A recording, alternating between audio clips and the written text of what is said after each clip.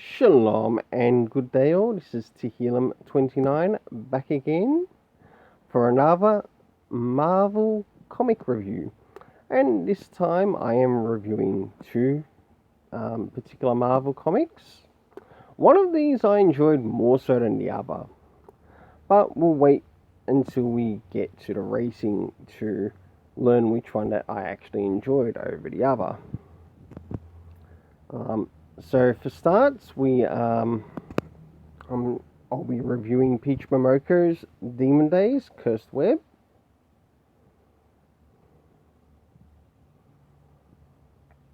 And also The Last Annihilation, Wiccan Hulking. And I must admit, compared to the two, the latter definitely has the better cover. So, time to get to reviewing Demon Days Cursed Web. So, jumping in the first things first. As I've already read through this comic, do I feel that this cover, in any way, shape or form, actually sort of connects to something inside the story? It does in part, but I also felt like it lacked as well. To which I gave the cover a rating of 6.5 out of 10. Now I'll show you some of the internal art for this particular story, showing some art around the beginning, middle and end, and also sort of like show the introductory into the story too. Now this is some of the art around the beginning, connecting to the introductory. I must admit, I really did enjoy the art inside this. It did have some moments where it felt like it missed it. I'll now move to some art around the middle. And as you can see, this is some of the art around the middle.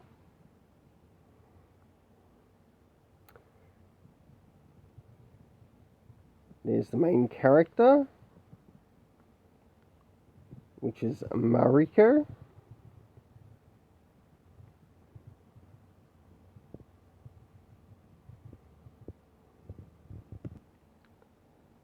And last but not least, some of the art towards the end of the story.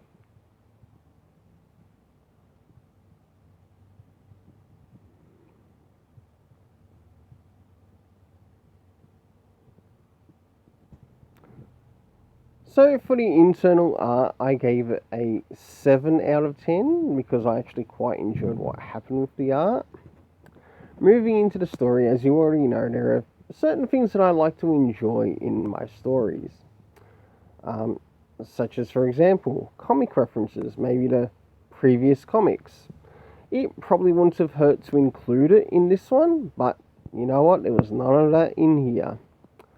I'm sorry, but Demon Days is starting to lose some points on me, or from me. And what about time references? Did we get any indication of when things were taking place time-wise? Yeah, there were indications in the art, but not actual, like, proper indications as to what time of day it was when some of these events were occurring. Yes, you could see that there was maybe some dawn and some midday, but I could easily make the guess, but I could be completely wrong about the guess too. Because the writer hasn't placed it into the story. Moving into the locations, because the locations are actually important to the story, and should be important to the story.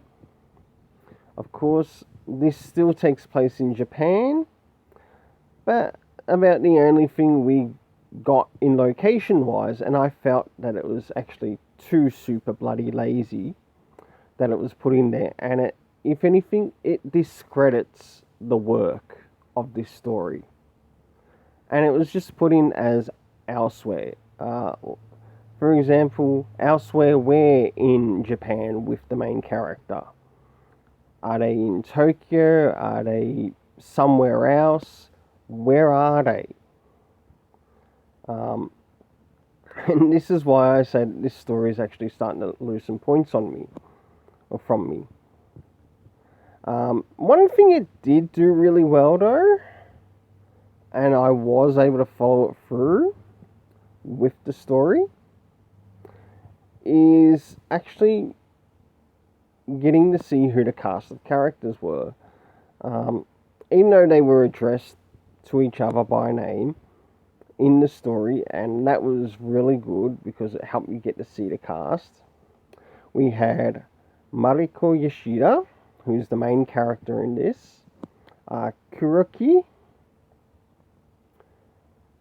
Kirasaki. We had Organ and Ocho, who are sort of like working on the villain side. We also encountered Halbo, and of course Logan the dog in the cast of characters. For the overall story rating in this, I feel that this story is starting to lose its way. And I know that we're not very far with these Peach Momoko stories. If anything, this is about the third one that's come out. And I feel that if the story continues to lose its way, it's going to lose its readers, and that includes me. To which I gave the story rating a 6.5. Like, it's still in sight that I still want to check out the next issue. But it could also be the next issue that says, to which I might say, okay, this is the last issue for me. And the thing is, I do like the concept of this story, Demon Days, but it really needs to clean itself up. It needs to give more clarity in the story, and it's losing clarity. And it's just moved into the losing clarity way too early. And it really needs to establish itself on a firmer foundation before it actually goes that direction. To which I gave the story rating a 6, not a 7.5 out of 10, a 6.5 out of 10. Well, now it's time to move on to Wiccan and Hulking. Now, as we jump into the last Annihilation, Wiccan and Hulking,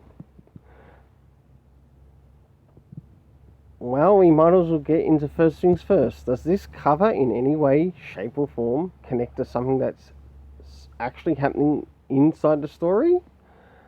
You bloody bet it does, and I really like how this cover is.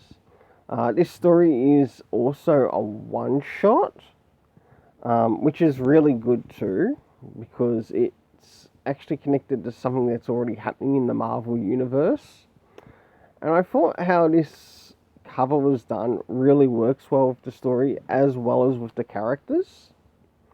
To which I gave the cover art 7.5. That's right, a 7.5 out of 10. It's just amazing. I like how the colours have been used here. Even how the characters have been used here. It just really stands out. And that's why I gave it a 7.5 out of 10. Now it's time to move into the internal art, which we'll get to see some art around the beginning, middle and the end. And as we start off the story, we actually start off in a bit of a flashback. And I really like how this beginning of the story is really done. Of course, we meet the characters, Wiccan and Hulking, sort of like before we see them in their costumes, and also how things sort of like begin for these characters. Nice job, Marvel, I must admit, nice job. Now I'll jump towards the middle. Now, as we jump here towards the middle, we've got a mix with a flashback to something that's happening in the present day. And we're seeing how some of the things in the past sometimes mirror themselves in their future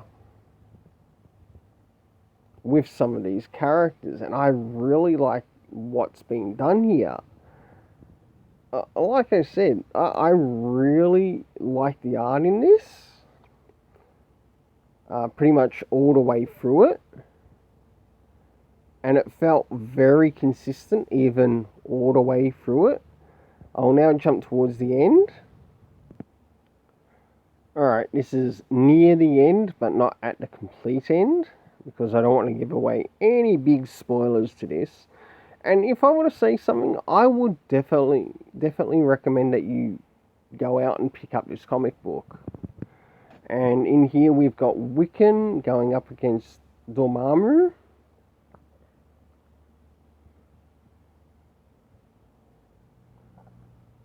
And we can see Hulking's sword there in the distance. And of course we see Hulking again with Janice, who I believe is meant to be the daughter of Captain Marvel in this. Had no bloody idea she had a bloody daughter, but very interesting in the story. And this daughter, I think she's more freaking sane than her own mother.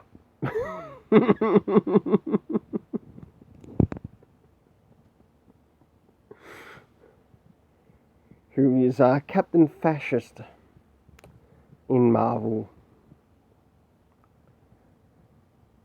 Or Captain Marvel, Carol Danvers. Well, moving into the rating for the art, I gave it a 7.5 out of 10. Now, jumping into the story rating, even though there were no comic references, it did give us the introduction, like before coming into the story of what was happening. And I thought that was really good. I liked that. But because it gave no exact comic references as to what other previous comics that this story might be connected to, it did lack in that. In regards to the area of time, we had some years ago, we also had the present day, and one other, months ago. And it did a pretty good job in presenting that in the story, even though you did get the flashbacks between the past to present, and also sort of like the months before certain events. I felt that was really nicely done in the story.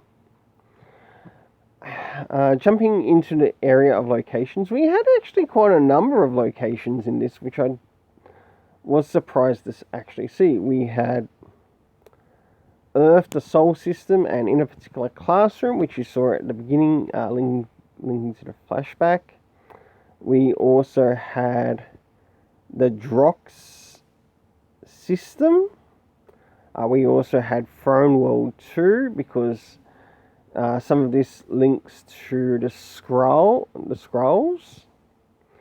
We also end up jumping into the Avengers Mansion.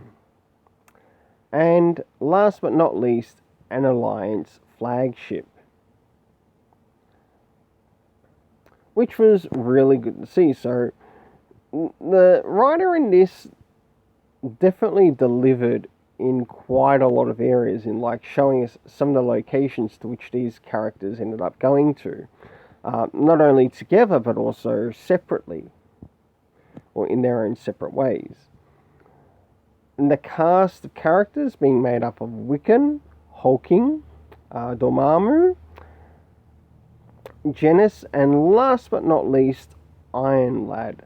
There were a couple of others, but I was unable to make out who they were. But apart from that, I really enjoyed this story. To which I did give this story 7.5 out of 10, and it deserves it. I mean, this story really deserves it. Yes, you learn that these characters are gay, but it's not over the top with it. It's actually really well done. Even though I believe they've already been established as gay in the past anyway, with these characters, but it was really well done. It felt very organic in its delivery, and that is why it deserves the 7.5 out of 10. Well, until then, let's keep it colourful and have yourself an awesome day.